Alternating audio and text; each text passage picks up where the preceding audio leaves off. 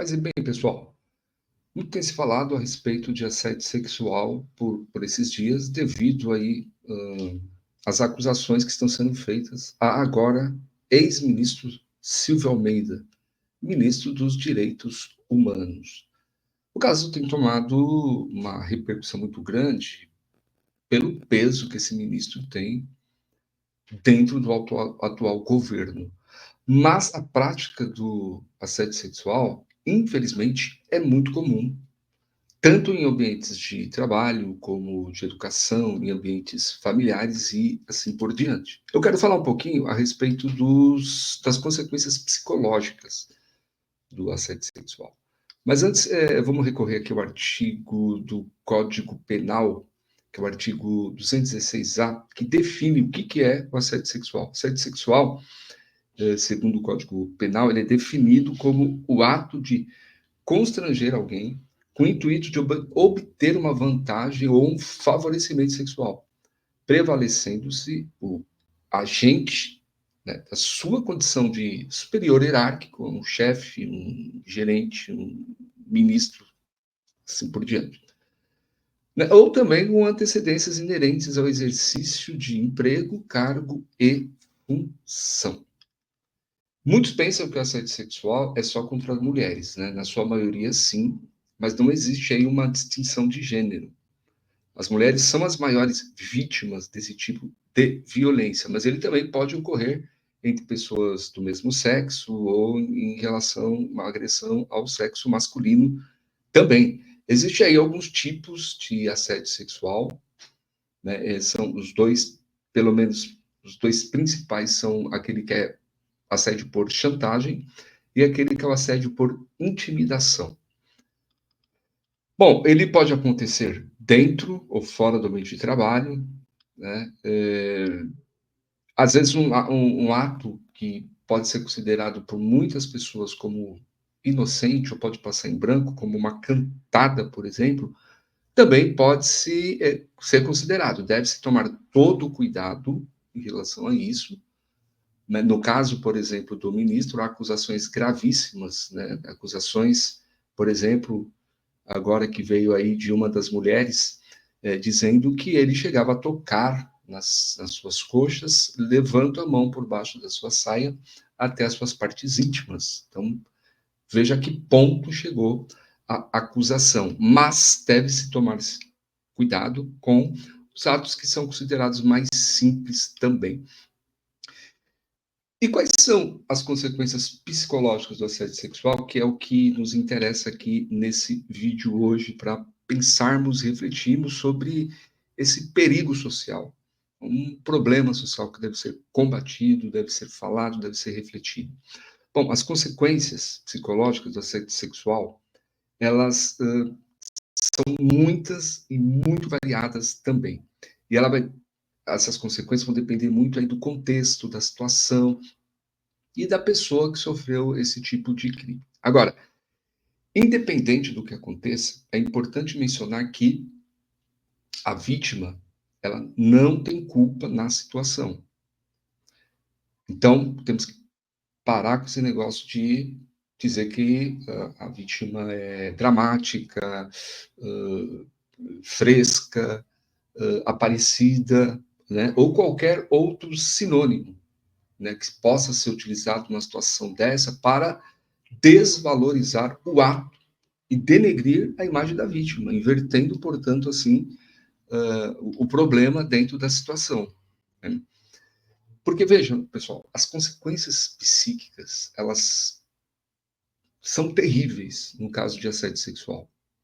Né? E elas podem atingir aí meios sociais em que a vítima vive, se estabelece, pode interferir na sua produtividade, no seu entendimento como um ser existencial, na sua importância, no respeito que se deve ter a todas as pessoas.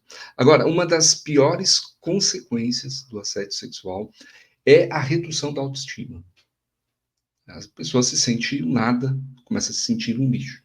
Né? Apesar de algumas pessoas imaginarem que o ato poderia ser considerado como um elogio, o assédio sexual não é um ato de bondade, não é um ato de flertes simples ou romantizado que pode acontecer entre duas pessoas. Porque a vítima, gente, tende a se desvalorizar internamente como pessoa. Então não tem essa do agressor falar, não, se eu estou mexendo com você, você tem que se sentir valorizada. Não, muito pelo contrário, a vítima vai se sentir desvalorizada. Ela vai acreditar que tem menos valor do que de fato ela tem. Ela pode ser até ser entendida ou perceber apenas como objeto. Então, o conteúdo sexual do assédio ele é interpretado como falta de consideração, um desrespeito diante do assediado, visto que o assediador, de forma implícita ou explícita, demonstra interesses sexuais pela pessoa e não pelas qualidades profissionais, existenciais, as qualidades pessoais que aquela pessoa possa ter. O interesse é sexual, é satisfazer um fetiche, satisfazer uma fantasia, e há uma agressão clara e uma desvalorização da vítima. Além disso, a vítima ela pode entender que não tem respeito suficiente ali onde ela atua, no seu trabalho, na sua profissão, na sua família, seja onde for. Os assédios sexuais são comumente muito relacionados ao ambiente de trabalho, né? Então a vítima ela começa a se sentir assim e muito intimidada e a perceber que o único meio de ficar no ambiente é em virtude do conteúdo sexual, né? Alguns casos explícitos, o superior deixa claro para o subalterno que uma das formas de acessibilidade, de crescimento na empresa é ceder aos caprichos sexuais daquela pessoa. Então, todas essas interpretações, elas podem acometer a vítima, gerando piora da autoestima por parte da vítima, que é uma tremenda de uma agressão psicológica. Outra consequência, frequentemente, são sentimentos de tristeza, de angústia, crises de choros de forma recorrente. Muitas vítimas ficam em silêncio, né, com medo de expor os traumas, né, os acontecimentos, com medo até de falar com um psicólogo, com um psiquiatra. Infelizmente, né, as pessoas vão se fechando, se travando, começa a ficar em silêncio, a guardar todos aqueles acontecimentos para si, e isso não vai favorecer a melhora dos sintomas, mas a pessoa entende que falar aquilo, olha, será que realmente vão acreditar em mim? Será que vão me dar atenção? Ou será que eu vou agravar a situação e vou perder oportunidades? Né? Então é comum que as vítimas se sintam, diante disso, cansadas, desanimadas, né? Percam até a vontade de ir para o trabalho, e isso traz para essa vítima muitas confusões em relação às suas vontades, seus desejos pelo trabalho, pelas suas atividades laborais, por tudo que ela pode fazer e contribuir para a sociedade e crescer como pessoa, né? Muitos começam, inclusive, gente, a criar aí uma aversão ao tipo de trabalho que ela realiza devido à situação do assédio. Então, em determinadas situações, o que acontece? Algumas pessoas elas podem mudar completamente de área profissional em virtude de um assédio sofrido. Então, ela para não ter um enfrentamento, para evitar outros problemas, ela prefere mudar, prefere sair, ou seja, é causado um verdadeiro alvoroço na vida dessa pessoa. Então, essas são algumas das situações psicológicas. Outras situações emocionais podem também acontecer, né? A vítima ela é atingida não só dentro do seu ambiente de trabalho, mas do seu ambiente social, porque a vida dela é uma vida integral, né? E ela não encontra de repente essa pessoa agressora só ali no ambiente, vai encontrar essa pessoa em outros lugares, restaurantes, em eventos sociais e por aí adiante. Quando é da família, tem que estar sempre vendo essa pessoa, né?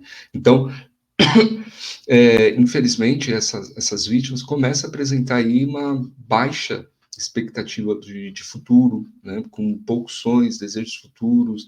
Isso começa a prejudicar até mesmo a sua expectativa de vida. Então, vejam como é complicado, como que agride uma vítima esses assédios sexuais, né?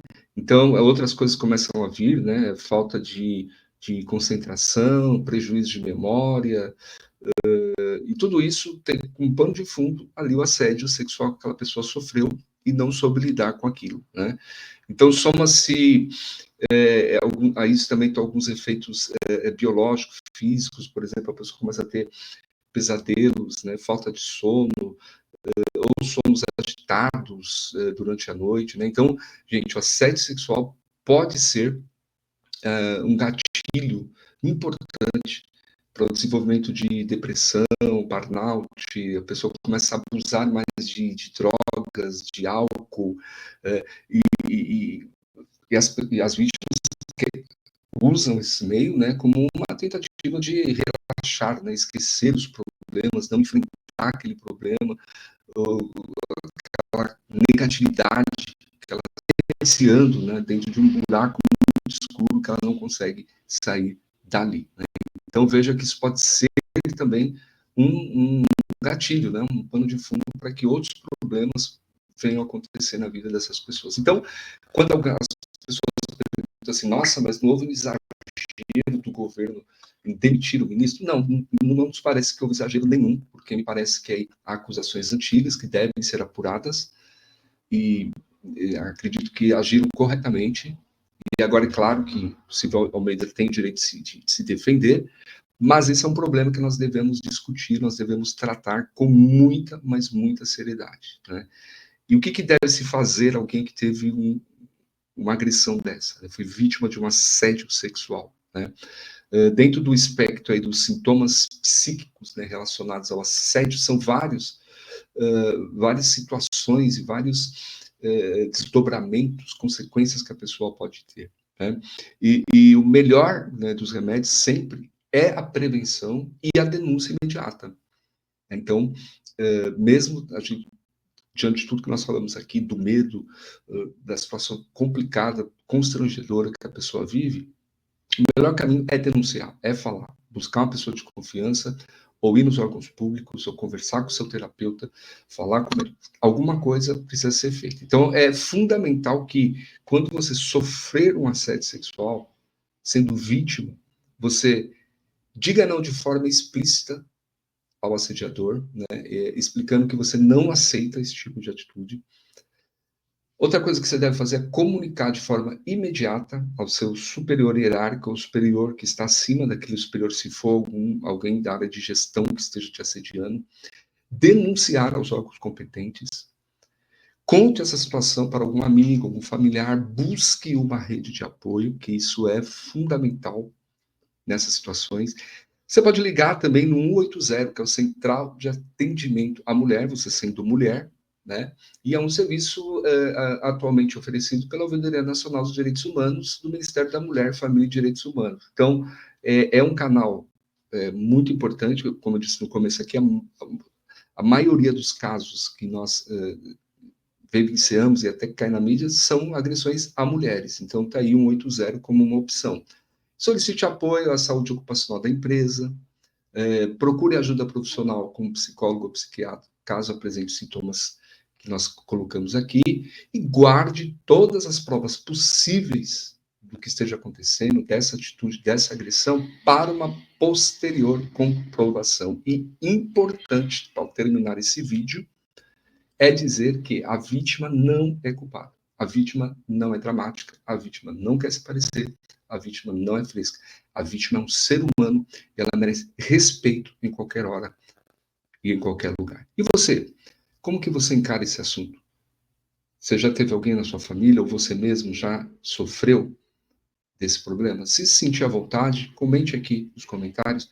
Deixe também com o seu like, o seu joinha, se inscreva no canal, porque essa é a maneira de você nos ajudar a seguir adiante. Bom, sou Eliezer Carolivo, psicólogo clínico, estou aqui à sua disposição e deixo meu abraço fraterno a todos e a todas. Até o nosso próximo vídeo.